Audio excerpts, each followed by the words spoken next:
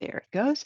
Welcome everyone to BayCare Presents. This month I'd like to introduce you to Dr. Lamb, and she is going to be talking to us about pediatric cardiology to adult congenital heart disease, a lifelong care. And I'm going to turn it over to you, Dr. Lamb. Well, good morning, everybody. I am very honored to be talking today. This is my passion. This is my life. And it's a lot of, we're going to talk about a little bit of the journey that these patients go through. And I hope that I can share what our patients and our program goes through every day. So for the objective, it's important to know the history. It's always important. So we're going to see the progress in pediatric cardiology and what led to the survival into adulthood. And then I want to go a little bit into the role of a very important care transition, because that's part of what I think the community can help us to emphasize and help in the strategies to maintain this continuity of care. And then I'm gonna, the third objective is I wish that everybody understands what is congenital heart disease and that this is a lifelong condition. So we're gonna go through it. So just to start, pediatric cardiology. So pediatric cardiology goes through one part of pediatric cardiology is taking care of patients that are born with congenital heart disease. Congenital heart disease is any abnormality of the heart that is from birth. So about 1% of the population, it doesn't matter gender, class, where they're born, is 1% of the population worldwide. And then if you see here, about 1 in 4, so 25% of all these babies that are born with congenital heart disease will need a critical and surgical intervention in the first year of life. Now, we've learned a lot and we've grown so much in the past 80 years, and now patients are growing to be adults. So we know now that about 2.4 million children are growing up to be adults and are living with congenital heart disease in the United States. And that goes into what are we doing with them, right? So just to give you, I said, I'm going to take you through a journey of history. So in the 1600s, and to be honest with you, there've been many reports. Even Da Vinci drew a heart with anomalous coronaries, which is one of the congenital heart disease. But Niels Stensen is considered the one that first described, and he was a bishop. And so he described the first, what we know now as the first description of congenital heart disease, 1600. But throughout the centuries, no, it's not moving. Throughout the centuries, in the 1980s, 1880s, Dr. Fallot was the first one to actually describe a 5-case series. So they're recognizing that it can repeat. And so Dr. Fallot described the same thing that the Bishop Stensen described in the 1600s, but he actually now gave a case series. And it was not only until 1924 with Dr. Abbott, which is considered the first woman in congenital heart disease, that it was termed the tetralogy of Fallot, named after him. However, if you can notice, until the late 1800s, we didn't know too much about it. We just have descriptions of the anatomy, and it was considered an ailment not compatible with life. Even some, Dr. Osler, which is the father of modern medicine, described in his book, he had only a 5-page chapter about congenital heart disease. And then we have Dr. Holt in 1897. He wrote 2 small chapters, 11 pages total, of the peculiarities of the heart and congenital anomalies. So where did it all start? I like to put this is Dr. Gross. He was the first one to say, let's just do something for these kids. So in 1938, he decided to, let's close the patent ductus arteriosus. For the ones that don't know, the ductus arteriosus is something that is needed in the fetal life. When we are born, these ducts should close, and when they remain patent, become a problem. This is a vessel in between the aorta and the pulmonary artery. And so Dr. Gross decided, why don't we just ligate it? fun fact, he was a chief resident, so he was still in training, but he was the lead, and he decided to do this procedure when his primary supervisor was not in the hospital. He was suspended, but then they realized, oh, this is working, and then he was brought back. So thank you, Dr. Gross, because this was the beginning of, okay, we can do something for these patients. This is his first patient. This in the picture on the left, he's post the day after the procedure, and this is her at 88 years old when she was giving an interview. Very grateful for this, for Dr. Gross and everything that he did. And this is actually the actual picture in the OR. From there, in the 1940s, it was like a boom. Okay, what else can we do? Dr. Clarence Crawford decided to, hey, we can repair the coarctation of the aorta. If you see here is the main vessel that lifts the heart. There is a narrowing. He said, maybe we can cut and join them together, and he did it, and it was a success. And then since then, we've been correcting coarctation of the aorta. And then in 1944, Dr. Blalock Taussig. So here is Dr. Helen Taussig. She was a pediatric cardiologist, and this is Dr. Alfred Blalock. She was a pediatric cardiologist. He was a CT surgeon. They went to the lab and worked really, really hard on finding a way to these blue babies. What can we do for the blue babies? So they created the shunt, if you see here, to give blood to the pulmonary arteries. But fun fact of this story is that Mr. Vivian Thomas was actually a carpenter that was working in the lab, and for decades, or this shunt or this procedure was called the Blalock-Taussig shunt, and later on was recognized that it was a Blalock-Taussig Thomas shunt. And this is the OR where Dr. Blalock was working here. Dr. Taussig was also present, and this is Vivian Thomas, also part of the team. And there is actually a movie about this. So this is very interesting because since then, we've been able to provide blood flow to the lungs, and many babies survived. Blue babies at that time were called blue babies, survived. So this is the moment when they said we can do more. From the 1940s to the 1950s, this is what we were doing. And then they realized, but what about if we need to go inside the heart? We haven't been able to go inside the heart. So in the 1950s, Dr. Gibbons and his wife developed the extracorporeal circulatory device. And at the same time, Dr. Lillihei, which is the father of congenital heart disease, said maybe we can use a parent, same blood type, and then we can proceed with the surgery while the father or mother is providing oxygenation to the child. And amazingly, these two surgeons decided to do septal defects, which is a congenital heart disease, as their first case. Dr. Gibbons did in a closed a defect of an atrial septal defect in an 18-year-old, and Dr. Lillihei, a year later, closed the ventricular septal defect. Since then, it was a boom. Now we can go ahead and close defects and repair. Remember the trilogy of Fallot? That it was described in the 1600s for the first time. Dr. Lillihei repaired the first one in 1955. And then since then, it has been a growth, tremendous growth.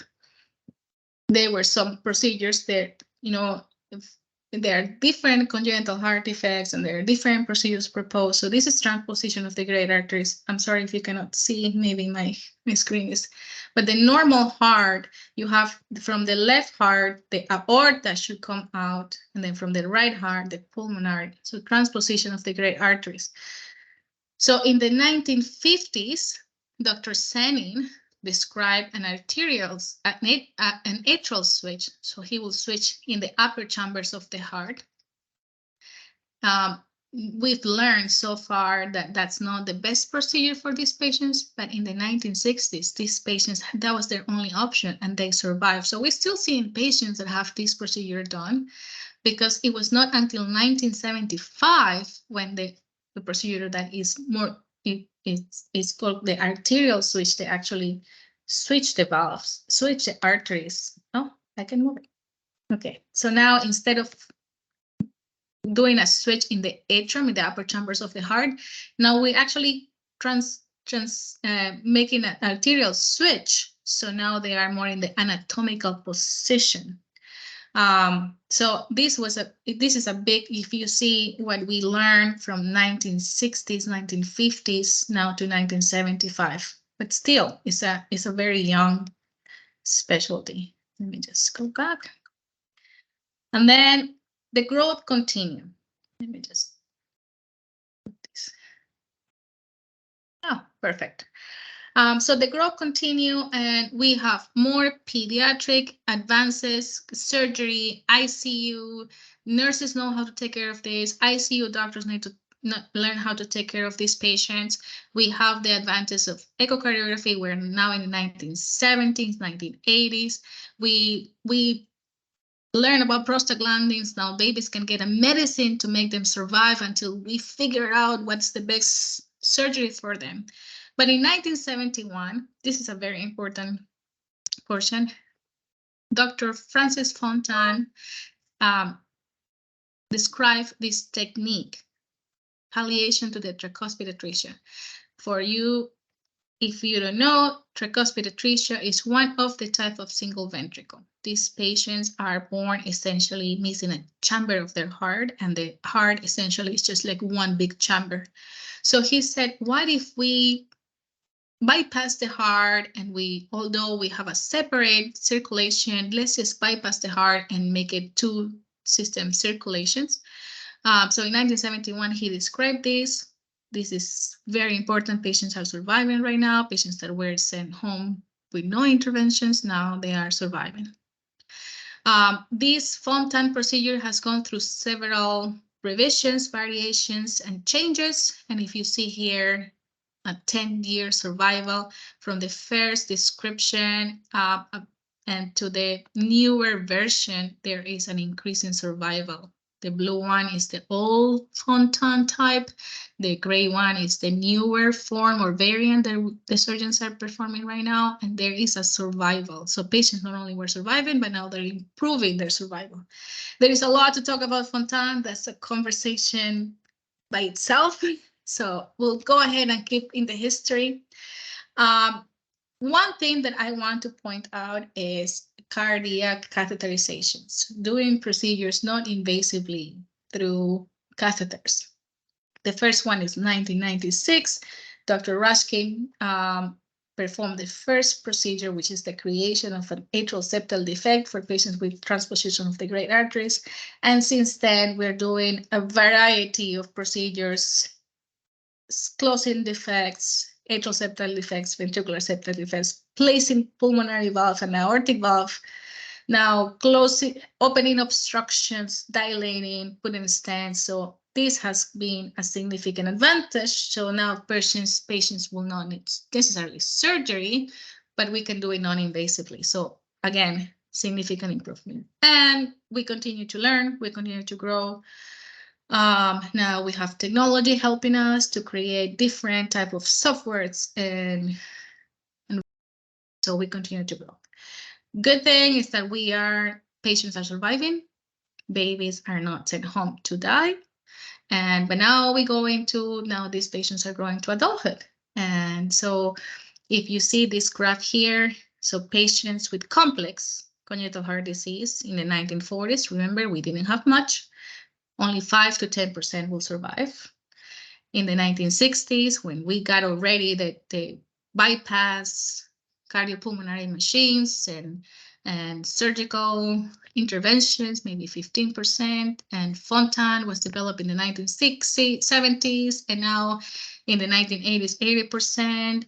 Now we estimate that complex congenital heart disease survive about 95%. To being 18 years old and above.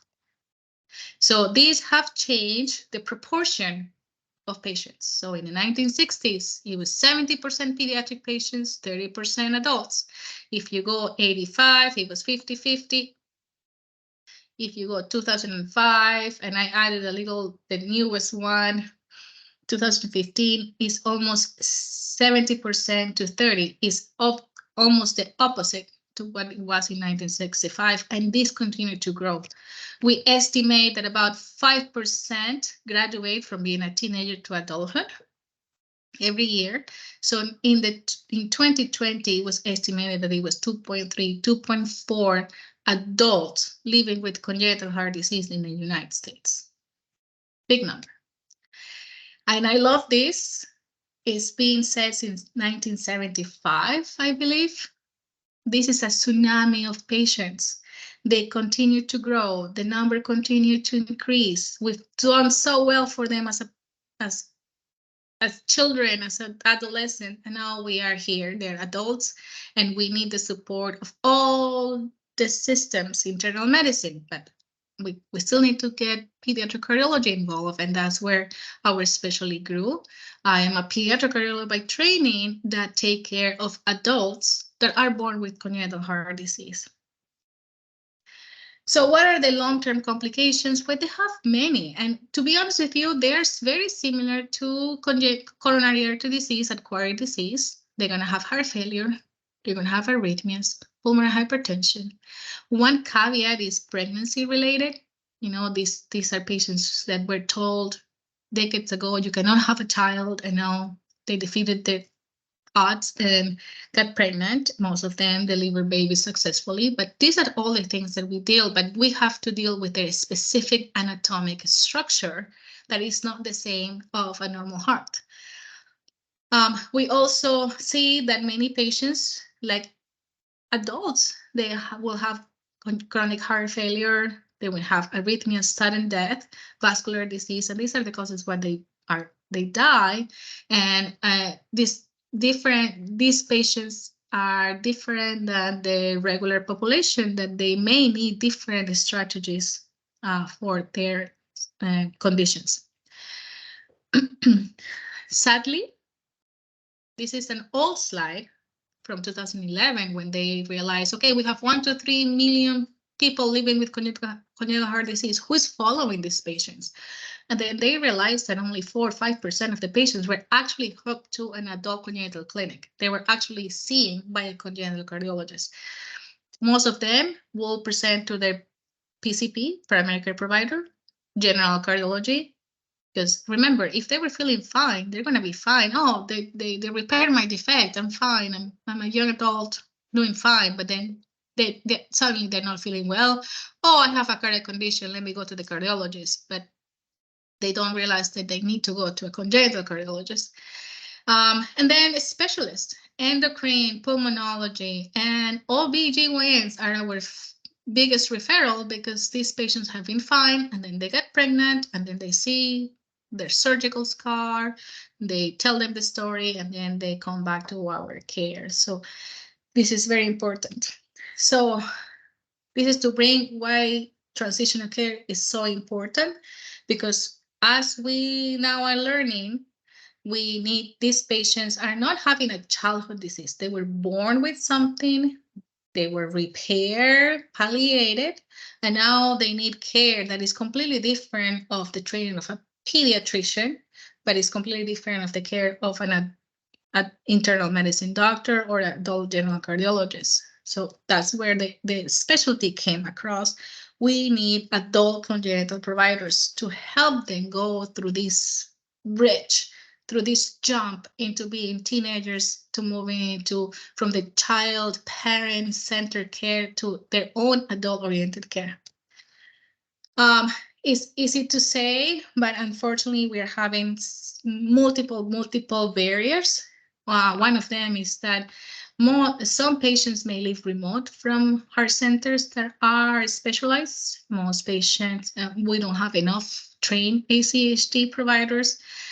Transition of care may not be the most appropriate. Some patients may just fail to just follow up because they said, oh, I'm no longer a child.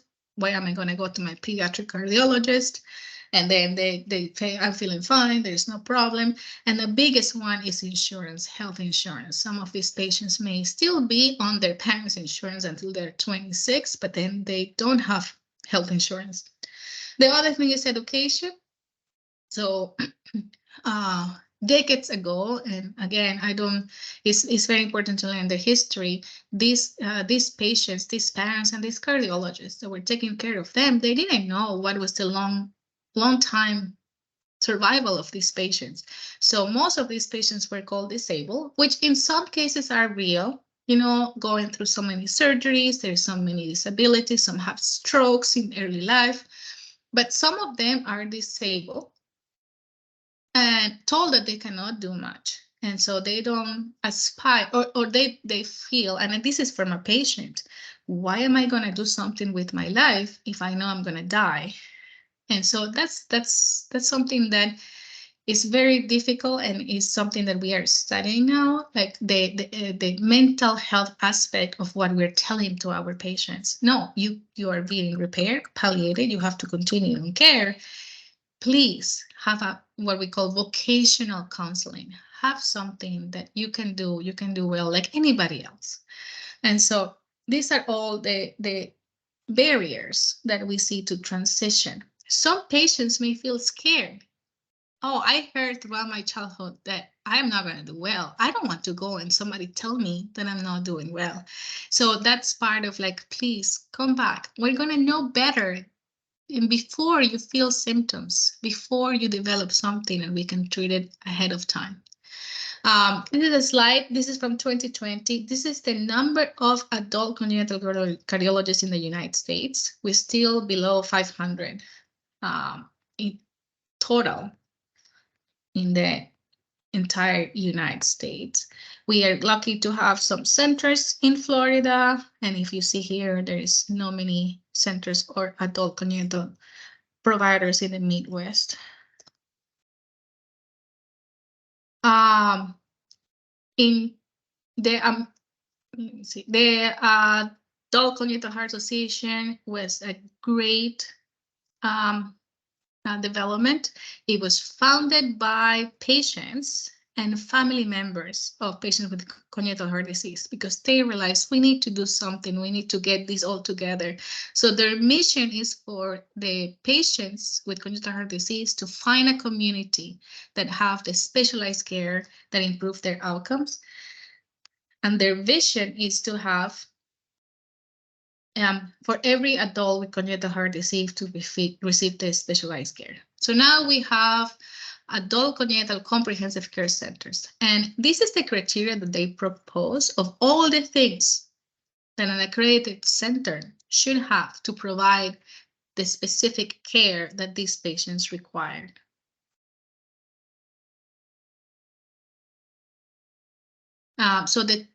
Just to give a little bit of who we are the Tampa Bay Adult Congenital Heart Center. We are an accredited center here in Tampa Bay. We are the first in the region and the second facility in Florida to have this accreditation. We have a unique collaboration. We are collaborating with Pediatric Cardiology Associates, which are pediatric cardiologists and specialists that help us taking care of the adult patients. And then we have the specialties in BayCare system, from endocrine, nephrology, gastroenterology, all of the specialties that we need to take care of these patients. I just put this because this is very important. So in 1939, and this is something that I live day to day, my patients are still coming with their parents, even if they're in their 30s, 40s.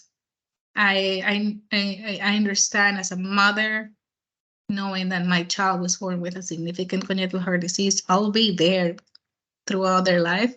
But in 1939, this was something all the subjects of great affection from their parents. And it's peculiar that both parents usually accompany the child to the outpatient department. And that's true to this day. I feel sometimes patients are going from their parents to their spouse. And it's amazing how these patients, how their parents have this it's a parental thing that happens. It's amazing. It's nature, right? So what do we do for transition? So in our program, so there are different forms. We have a nurse-led clinic-based education, which is what we do. In our practice, we have a nurse practitioner that have a specific sit down with the patient and their parents at age 14, 16, depending on when they are referred from the Pediatric Cardiology Associates Pediatric Cardiology Clinic. And then we go through all the education. It's important for them to learn what's the specific congenital heart disease, what are the surgical interventions that they have done, what are the possible consequences, what are the things that need to follow up, vocational, how to maintain, get a profession, get a skill, what's the way to maintain health insurance, and we go through all of this. There are multiple ways. One thing that I think is important is this regional patient and family conference. This is something that is very important. It's been proven that actually for mental health, patients with congenital heart disease have a form of PTSD. So talking to other children, other adolescents, other adults that have lived the same thing that they've done. So group therapy is important. So these are something that I want to implement here in the Tampa Bay area. And then camp and mentorship. And these are all resources that we need the support of the community to get across and make sure the patients are following with us. So I tried to do 30 minutes. I hope I didn't. This is what we do from birth to 99 and all in between. And I want to thank you for the invitation. I'm honored and I'm very happy to share what we do at the Tampa Bay Adult Congenital Center. Thank you so much. I am going to stop the recording.